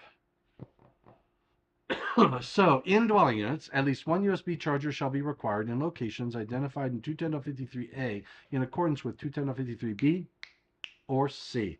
A is locations. I put similar rooms. And the reason we do similar rooms. So I had this discussion in panel 2. There was somebody was saying to remove similar rooms, and they said it's I don't know, ambiguous or unenforceable or something like that. So we were going down that road, and somebody at the table, I think it was an AHJ, that's who it was. It was an electrical inspector, and what he said was that on drawings, instead of like we put living rooms and family rooms, or say we did living rooms and you didn't have family rooms, they would say, well, it's not a living room, it's a family room. Well, now the requirement isn't there. Instead of kitchens or whatever, well, kitchens is a defined term, but if dining room was in the list, they could say it's not a dining room, it's an eating room, right? So the terminology they use to describe the room may be a little different, and then the inspectors like these similar rooms or areas. We'll see that too. You'll see language similar rooms or areas because the language on the drawing might not be exactly what's in this list, but the room is what's in this list, if that makes sense. So we had a long debate and on that word similar rooms. So panel 2, since this is going to go to panel 2, they're very in tune with that term, and I'm sure it will get some debate. I like it. All right, so now we do this. Ryan, before I hit next, is there anything else I'm missing? Can you think of anything else? In dwelling units, at least one USB charger shall be required in locations identified in A, in accordance with B or C. And Steve, I know you came in late, but the reason we went to 210.53 is because we didn't go to 210.52 because a USB charger only, meaning if you have like say a USB device that has 4 chargers and there's no 120 volt receptacle, it would not be a receptacle. It's a power supply. So I couldn't put it in. That's where I was originally going to do this at 210.52. And I was in meetings today and I'm like, you know what? I'm just going to go live because I figured we would start to get some help in creating some language. And we went through the substantiation. So I'm going to hit next. Ryan. Oh, apply it. Guest rooms and guest suites of hotels and motels and dormitories. You know what? Here's my thought, Ryan. I agree with you. Um, I I think if we start here for dwelling units, if it's not palatable for dwelling units, I don't have a snowball's chance on the others. This should generate great discussion. In fact, here's what I'm going to do. I'm going to go into the substantiation, and I am going to say requiring such a device in locations identified as a practical and enforceable the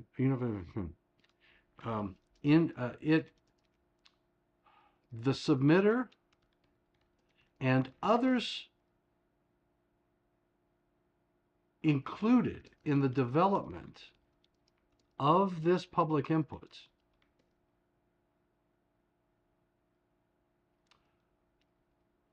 considered more areas and expand and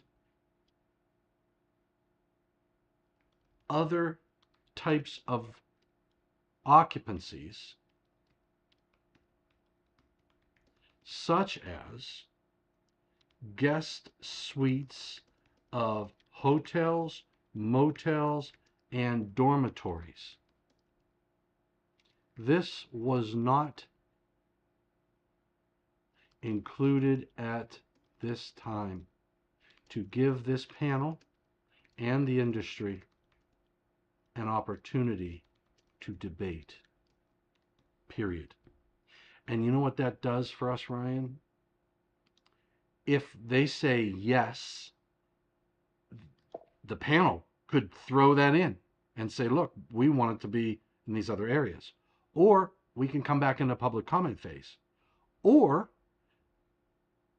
we could come back in the next code cycle, 2032. But we have got to start somewhere, and we have enough data to make that happen. Right. All right. So, Steve. Oh, what's there's my Kawasaki. Nothing to do with it, but it's fun to hear folk tossing around the English language within the rules. Yeah, I know. I haven't talked to you in a while, buddy. Where you been? Gosh. Agreed that it makes sense to get the correct section. I hate to see items shuffling between sections afterwards. Yeah, exactly. All right, so we have a public input. I got to do view. Now I got to update this again. Save as Word. This is what I do, and I tell you what, it probably makes a lot of sense if you guys do the same thing. And then once I save it as Word, it saves it to my download folder. And then I come into my download folder and I rename the file, the section number 210.53. I put the public input number 2995. I do a Control C. I come to all of my submitted public inputs and I do a Control V and I replace. Now I have the latest one in there, and it's in a Word format, so I can. And you know what I sent? I've had a few people ask me for some of my public inputs, and I send them and say, hey, let me know your comments. I did that on panel 10 for service equipment 23082, and for I put a public input in 23069. It was 230. Yeah, I did it in 230, and what I did there was I put a public input for service equipment protection.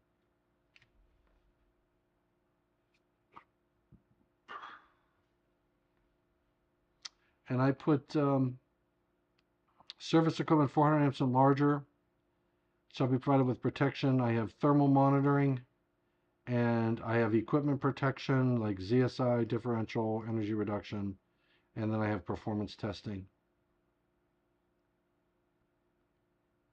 And so, and that's on service equipment. Now this is going to be a debated item. 400 amps is going to be debated. And somebody said, you should start at 3,000 and work your way down. I said, no, I'm starting at 400 and working my way up. And I said, I should have put in 200 amp services and worked my way up. But my opinion is that service equipment is one of the dangerous pieces of equipment in the facility. We still have to perform maintenance. We still have to do justified energized work at times within that equipment. This at least gives the electrical worker a chance to be able to do thermography or continuous thermal monitoring without taking and exposing the electrical worker to harm. And then we have the equipment, which is the ZSI differential relaying, energy reduction, active arc flash mitigation systems, ground fault protection equipment. They work all the time. And I have an exception for ungrounded systems. So anyway, I have I put that one in. We'll see what that does. But I've been sending that to a few people and getting their input. So that's what honestly, A lot of people think, oh, I'm not going to tell anybody about my public inputs. Worst thing you could possibly do. You want more eyes on your public inputs because that helps you make a better public input. Increases your survivability. I found Ryan, thanks to Ryan and a few others, we found some issues with my original language. I'm tired, all that stuff. But even if you're in great, even if you wake up in the morning, you got your cup of coffee, you had your breakfast, you read your newspaper, you watch the latest news reports, you come down, you're in your studio, office, whatever, and you feel perfect, you are sharp, you're going to screw things up. So it's great to get other people's input, even if they say, I don't agree with you, I think you're whatever, you ask why. If they give you good logical reasons, maybe you shouldn't put the public input in. Or maybe you should change your public input to address their concerns. It makes a better public input. The more socializing you can do ahead of time, the better off you are. That's my opinion. That's my advice. Don't be like, I'm going to keep this close to the vest. Get it out there. Let people beat it up. Let people tell you you're crazy. That doesn't mean, oh, I got to fix a public input. 24067. All right. My substantiation in 24067. So here's what I did there. We have a task group. And cam A monitor left. I might as well fix this while we're here. So we've got a task group looking at this language. I lowered this back down to 400 amps. I know it's going to cause a lot of debate. It's going to make everybody angry, but got to do it. So we're going to fix, I'm lowering that, and I added an exception. The exception says, can I do this? No, I can't. The exception says, Section 24067 shall not be required where the incident, energy or minimum required level of personal protective equipment at the equipment supplied directly from the 400 amp or above circuit breaker before the application of the provisions of this section is less than 8 calorie per centimeter squared. PPE category 2 at the working distance. So what that does is it says, look, if your equipment that you're supplying, this 400 amp fuse upstream, and you're supplying equipment, if the calories at that equipment, because you're required to put this label on based on 110.16, if you label it as a PPE category 2, you don't need an arc reduction technology. If you do a calculation method and you say it's 7 calories or 6 calories or 7.99 calories, then you don't have to put the technology on it, right? So you get an exception for the arc reduction technology because you've already met the requirement for calories per centimeter squared. So that's what I did there. And I just fixed the spelling error, so thank you very much. But that wasn't what I came in to fix. So I added this exception right here. I lowered it from 1200 to 400. That's going to be, I can see the hairs on some people's backs and some people's necks. And all this jazz. I got rid of differential relaying. So here's my argument here. These technologies are not there to protect the electrical worker, period. Ain't going to happen. Differential relaying and active arc flash mitigation system, I took that out. That's equipment level protection. They're not designed, you would not dress lighter because you've got differential in that equipment or because you have an active arc flash mitigation system. All right, so anyway, so that was my justification there. So I come over here and here's my problemski. What calories value would trigger the rule? Calories with the maintenance switch on or calories with it off? Calories with it off. So because it says before the application of the rule. So you have to look at what are the calories downstream before I apply any of the technologies. If it's greater than 8 calories, then I apply the technology, which will probably reduce. All right, so here was my issue with the substantiation. I copied the substantiation from 240.87. All right. And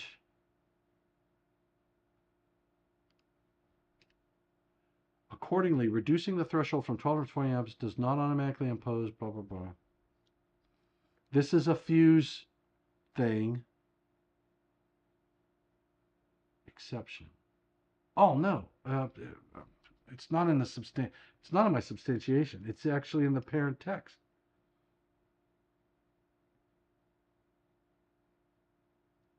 Okay, hold on. There's my problem. At the equipment supplied directly from a 400 amp or above fuse, not a circuit breaker. So exception, section 240.67 shall not be required where the incident energy or minimum required level of personal protective equipment at the equipment supplied directly from the 400 amp or above fuse before the application of the provisions of this section is less than 8 calories per centimeter squared at the working distance. Now that's an exception you don't have to use. If you already meet the 0.07 second clearing time, then you don't have to apply either. So that should work. All right. So I had to fix the breaker and I did that. So I hit next and I had a spelling error and I hit next. The substantiation is fine. Next. And I hit the checkbox and hit submit. And then I go to view and I hit save as Word. I come over here and I go to downloads and I type in 240.67 PI 2299. Do a Control C and I'm going to go to submitted. Control V. I have to replace. Bam. So I've updated that. All right. So I got both of those. I fixed that problem. One of our elite code making panel members who I sent that public input to told me about that issue. And they said, Tom, you've got the wrong stuff going on. And they were right. All right, so I am lead page. I've got the public input done. So I got that. That's just I've got so much on my plate. I have a few more public inputs to get done. I'm just closing up some files. All right, so we got a lot done, guys. I really appreciate everybody who hung in there. Ryan Jackson, Steve. I think, what did he say? I should have said that I was referring to an upstream switch. Yeah. If you had an upstream device, Steve, if you had an upstream device, some people will label it with both incident energies, which I like personally. But I heard one person who says he does not permit two labels or two incident energy values. What I like about the two incident energy values, if I have it turned, indicate here's the number if you turn it on, here's the number if you don't. If you put both of those numbers on there, they've got to figure out which one are they going to address with. And if I showed you dress with 40 cal if you don't have it on, and you dress with 2 calories or 4 calories if you have it on. PPE category 2 is 8 calories. You can be in a PPE category 2 at 8 calories if you turn it on. I'm going to be like, where the heck is that freaking maintenance switch at? Because I don't want to wear that moon suit. So I like the two labels for that reason. Other people say they don't want to confuse their people, so this is how they dress. I don't, it's up to every individual. But Ryan Jackson said, elite CMP members or elitist? Let's do a search. let's do this. What's the difference between elite and elitist? Merriam-Webster. So Merriam-Webster's definition of elite.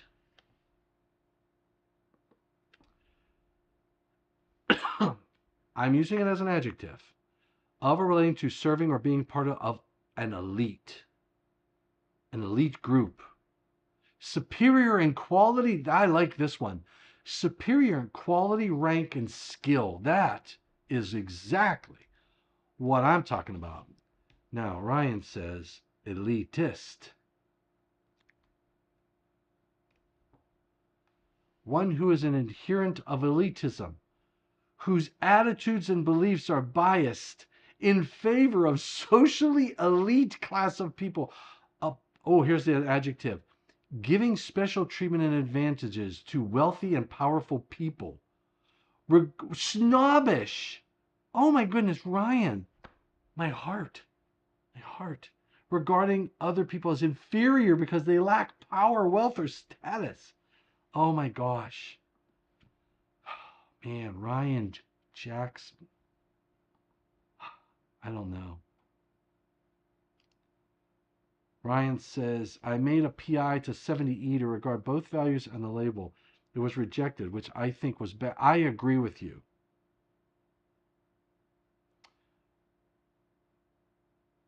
I think it should have both labels. I think you should say with and without. Because that way it'll drive people to say, I want it with, and what do I need to do to get it? Oh, smart and arrogant. Oh, man. Kawasaki. The two labels sounds like another PI. Yeah, and that would be a 70E. Absolutely. So here's the other issue I have with 70E. And I don't know, what do the public inputs do?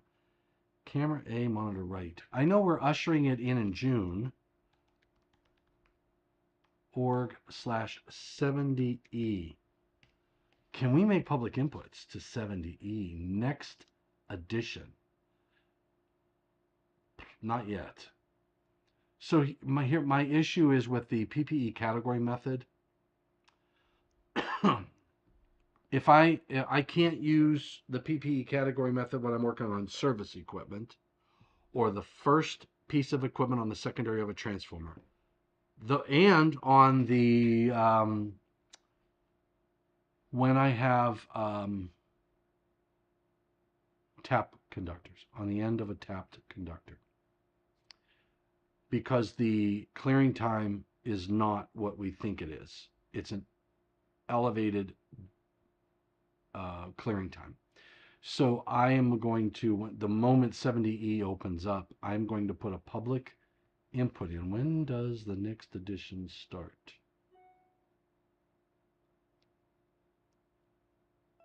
It's not till later on this year. But I plan to put a public input in to put some exceptions that you can't use the PPE category method for service equipment, or when the upstream overcurrent protective device is on the primary of a transformer or on a feeder that has been tapped, something like that. So those are two, I think, vulnerabilities. Every time I teach a 70E class, I always tell people, if you are on the first, if you're at the first piece of equipment on the secondary of a transformer, or you're at the service equipment, you're not using the PPE category method. There's nothing in that table that addresses that. Nothing at all. And we're going to hopefully put in a public input for a new PPE category method that is based on the minimum available fault current, not on a maximum available fault current. And based on using the equations of IEEE 1584. All right, so I am done. I am kaput. It's 6:17. I am exhausted. I'm going to go upstairs. I'm going to leave my office. And thanks for spending a few hours, 2 hours with me. Not a few, just 2. We did 2 hours, but we got a public input. I like the language we came up with. I like the substantiation that we came up with. I'm going to save the data that we have. And I am going to save that data. I just used 1 year. I could probably combine all those and all that together. Ryan, thank you. Cheers to you. Salute. And everybody else that's here. Appreciate it. I appreciate all of the input. Go and get yourself a beer or a good scotch. Josh the Sparky 4, thanks for joining in. I love the logo. I love your image that you use there. It's kind of cool. I don't know if you created that, but regardless, you got taste. All right, everybody. I am signing off for now. Ta-ta for now. Thank you very much. Stay safe and remember, stay healthy. Tomorrow. What's tomorrow? Thursday, NECA live. We're doing Code Question with Kyle Krieger. You got to go out to the Code Question of the Day NECA site. It's a YouTube site. I do this all the freaking time. It's like, oh, I'm getting off. Oh, I'm not. Oh, I'm getting off. Oh, I'm not.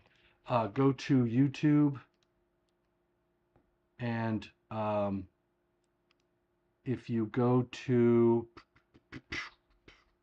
CQD NECA, we are building this channel out. So I'm going to put the link in here. It's at CQD NECA. And what we're doing, Kyle and I are going to be talking about, we're going to be live on Thursday. I got to keep a cadence up, but we've got a partnership between Eaton and NECA, and we are sponsoring the Code Question of the Day. We're making stuff happen, but didn't know they have yes, we have a channel. We're just building it out. As you can see, we got 1, 2, 3, 4 videos, 4 recorded videos. And we did a live session on 2 months ago. We did another live session 2 months ago. This was NECA Deep Dive and the Code Question of the Day. I don't know what the heck, but in any case, we're going to have another one this Thursday. I'm going to try to keep it as religious as I can on Thursday. So get out there, subscribe to that channel. Let's get the counts up. I got 50 subscribers right now. I need about 100,000 more. So let's make it happen. You're going to start seeing more videos coming from NECA's CQD Code Question of the Day. All right. You're the man. Josh, thanks for subscribing, all that good stuff. Thanks, everybody. Now I'm really going to sign off because I got to get done and get upstairs. Thanks, Ryan, everybody, Josh, everybody who's out there. Thank you for joining in. Thanks for what you do for the electrical industry and for electrical safety. Remember to stay safe and please stay healthy. See you on Thursday.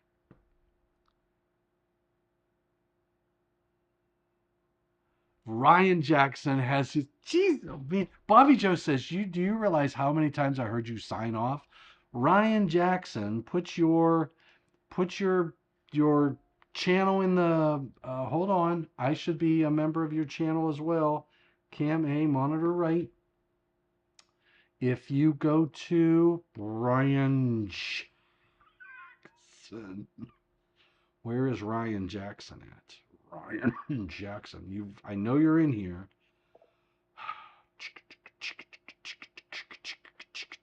Where's Ryan Jackson? I got Lainey Gardner, good singer.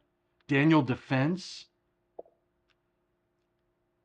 Where are you at? Ryan. There you are, Ryan Jackson. There it is. Look at him. Isn't he awesome? Ryan Jackson Electrical. How do you see? And he's got this. I like what you're doing with the different, like the daily things going on. So, oh my gosh, what a ham! Look at this. Him in the middle of a jungle. Jeez, oh man.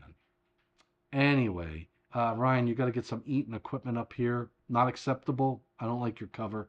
Ain't gonna happen. So, get out there to Ryan Jackson's. He put the link in the thing. don't forget to subscribe to his channel as well. People out there are making a difference, and this is the I am signing off. All right. Thanks everybody. Take care. I'm out of here. Signing off. See you Thursday.